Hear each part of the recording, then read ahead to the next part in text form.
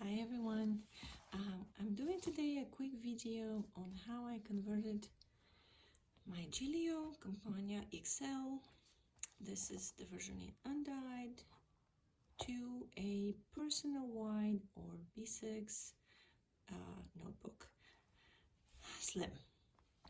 Now there is a slight difference between B6, B6 slim and personal wide, and between vendors and brands, but this thing can serve probably all of them with varying degree of insert proportion, so it really depends on one's preferences.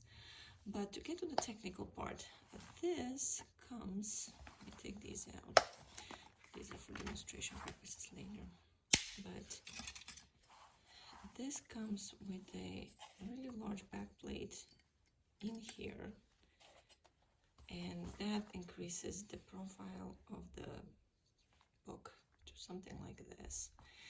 And it comes with 30mm rings. I'm not sure if you can opt for 25. I think you might be able to when you order from Gillio, but I think mine came with 30mm rings, and the spine of it was just way too thick for my taste. What I did is I looked for ways to make it workable for me. Rings at the time were not as easy to come by as they are today, but I did find these from a vendor in either Hong Kong or China. These are, I think, not available from Vendor Spec, where I get most of my rings, and thank you Vendor Spec. And you cannot buy them from Gillio, definitely not with the back plate as of the making of this video. The back plate that this came with is even larger than the back plate I have for other 30mm rings, so it's really large, and that works well if you're using 30mm rings and you're stuffing it, because it needs to hold your paper in place. But what I did is I chose 20mm rings, not 23, so these are more of a compact size. It really narrows down the profile. The way I did it, and this is not the best job, I've done a lot better than this, but this back seam here was glued so tight that I couldn't lift it as normal, so I had to make the incision just below. I unglued and removed the old plate, and I stuck the new plate, the one that came with these rings here, and then normally when I fold back this over the cut, you can't tell. Now, since it's placed in the back here in normal function, you never really see it, so it doesn't bother me that there's like a little imperfection back there.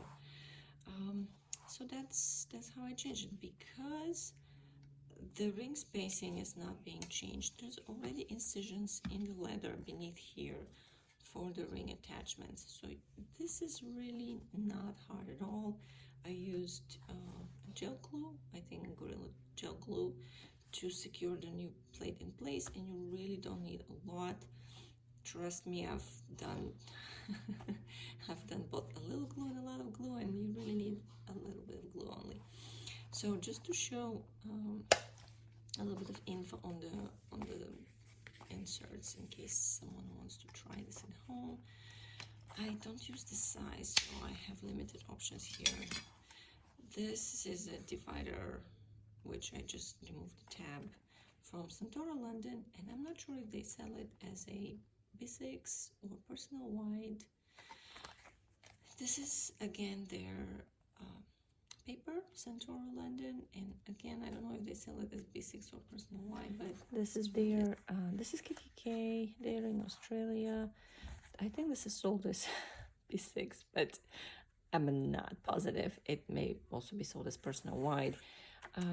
I love their paper. I use it in most of my A5 books, and that's why I decided to try it. It's a little bit wider than the Santoro, and the way it is now, you have room here for side tabs, depending on the size of your tabs, especially if you use the narrower inserts, there is space for the pen.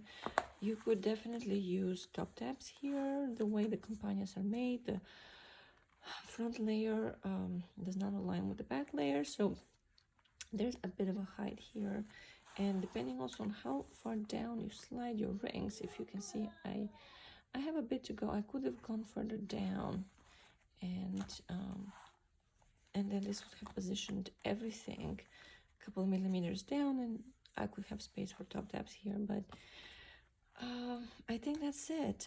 Sorry, I don't have more things in here to show you, but if you're considering modifying your Gillio Compagna XL, I hope this helped.